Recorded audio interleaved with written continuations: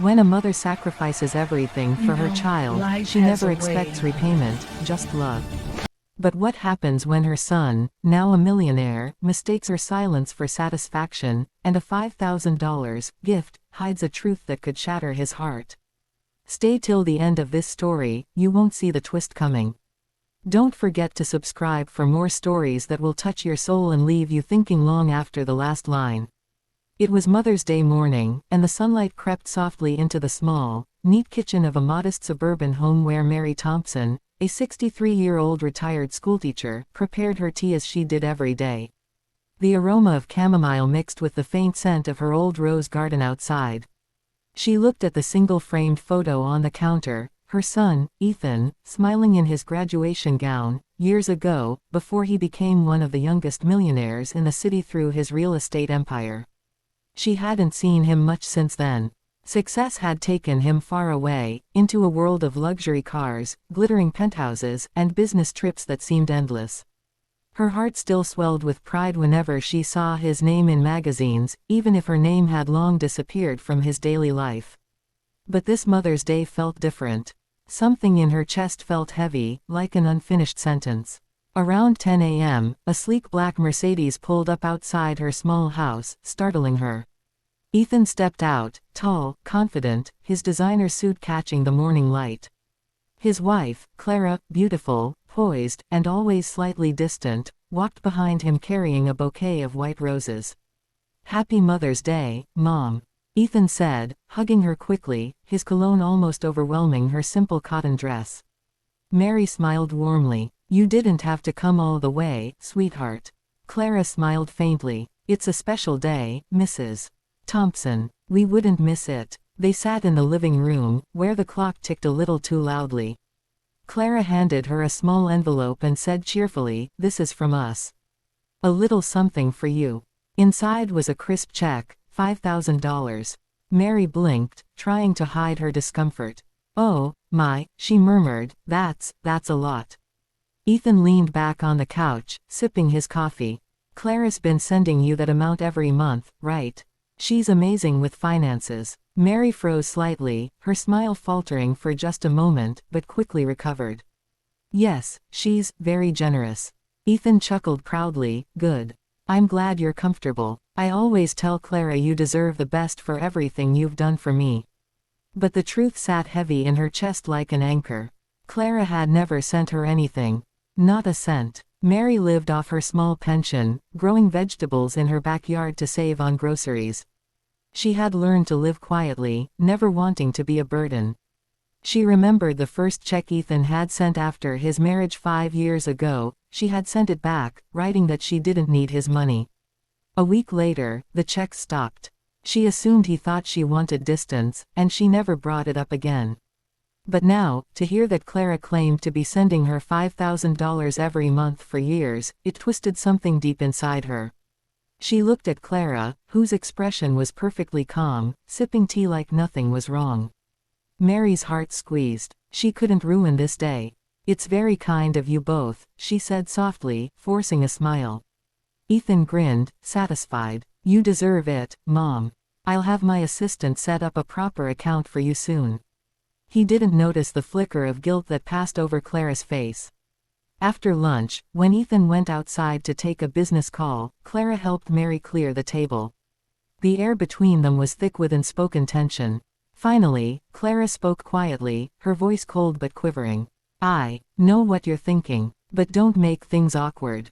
Ethan believes I've been sending you that money, and that's how it will stay." Mary looked up, her hands trembling slightly. "Why would you lie to him, Clara? He's my son." Clara's eyes hardened. "Because if he knew the truth, he'd start sending you everything, and I can't have that. He already spends enough helping his charity projects. We have a lifestyle to maintain." Mary's heart ached. "He's your husband, not your wallet." Clara's lips curled slightly. "And you're his past. I'm his future." The words sliced through the air like knives. Mary said nothing. She simply turned away, her shoulders heavy but her spirit unbroken. That night, after they left, she sat alone on her porch, looking at the stars.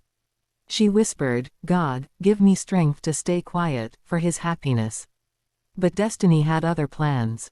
A week later, Ethan's company was hosting a charity gala for underprivileged children, a cause close to his heart because he'd grown up poor with his mother working 3 jobs.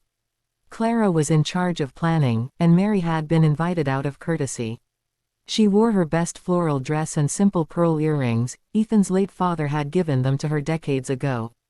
The ballroom shimmered with chandeliers, laughter, and luxury. Mary stood quietly in a corner, unnoticed, proud yet out of place among the glittering guests. When Ethan took the stage to speak about gratitude, love, and the importance of family, Clara smiled radiantly beside him, clutching his arm. "I couldn't have done any of this without my beautiful wife," he said, looking at her affectionately. The crowd applauded. But then, fate intervened. As the evening progressed, Ethan's childhood friend, Brian, a lawyer who had helped manage his early accounts, approached Mary warmly. "Mrs. Thompson, it's been years. How are you enjoying retirement?" She smiled. "Oh, fine, Brian. You know me, just keeping busy." Brian frowned slightly. "And Ethan's support helps, I'm sure. He's always been so proud of setting up that monthly transfer for you. I helped him draft it back in the day." Mary's eyes widened, her voice trembling. "Transfer?" Brian nodded. "Yes, $5,000 monthly into your account." He said it was non-negotiable. "You didn't know." Mary's blood ran cold. I've never received that money." Brian looked confused, then concerned. "That's strange. It was automated to your old account." The words hit her like thunder. Clara must have changed the bank details. Mary tried to compose herself, but tears blurred her vision. She excused herself and went outside, trembling. Just then, Ethan noticed her leaving and followed. "Mom, what's wrong?" he asked softly. Mary hesitated. Her instinct was to protect him, as always, but something inside told her that silence had become complicity. She took a deep breath. "Ethan, I think there's something you should know. The money you think Clara's been sending me, I never got it." Ethan froze, disbelief flashing in his eyes. "What do you mean?" "I've been sending it every month." "Ask her," Mary whispered. "I don't want to come between you, but you deserve the truth." Ethan's jaw clenched as anger slowly replaced confusion. Without a word, he stormed back inside. The music, the laughter, all seemed to fade as his voice rose. "Clara," he said loudly, "can we talk about the money I've been sending to Mom?" Clara's face paled. What about it?" "Brian told me it was automated. But Mom never got it." The guests turned, the air crackling with tension. "Ethan, there must be some mistake." "Don't," he snapped. "Just tell me the truth." Clara's mask cracked. "Fine," she blurted out, voice trembling with rage. "I redirected it. We needed the money more than she did. She has a pension, a house, she doesn't need $5,000 a month sitting idle." Gasps rippled through the crowd. Ethan stared at her, devastated. "You stole from my mother." Clara's voice shook. "I did it for us, our future, our image." Ethan's voice broke. "You did it for yourself. My mother sacrificed everything for me, and you couldn't spare her what was rightfully hers." Clara tried to reach him, but he stepped back, his face pale. "We're done." The next morning, Mary woke to the sound of a car in her driveway. Ethan stood there, eyes red but full of resolve. "Mom," he said, voice soft, "I'm sorry. I should have known." She smiled weakly. "You couldn't have known, son." "No," he said firmly, "but I'll make it right." He handed her a new checkbook and a small velvet box. Inside was a key. "What's this?" she asked. "Your new home," he said. "Not a mansion, just a cozy place near my office. You'll never be alone again." Tears streamed down her cheeks. "Oh, Ethan, I never wanted your money. I just wanted you." He hugged her tightly. "You'll always have me, Mom. That's a promise." Months passed, and Ethan's life changed drastically. He divorced Clara quietly, donating much of his fortune to causes his mother had always supported: education, single mothers, and orphan children. One evening, he came home to find Mary knitting by the fireplace, the warm glow of peace in her eyes.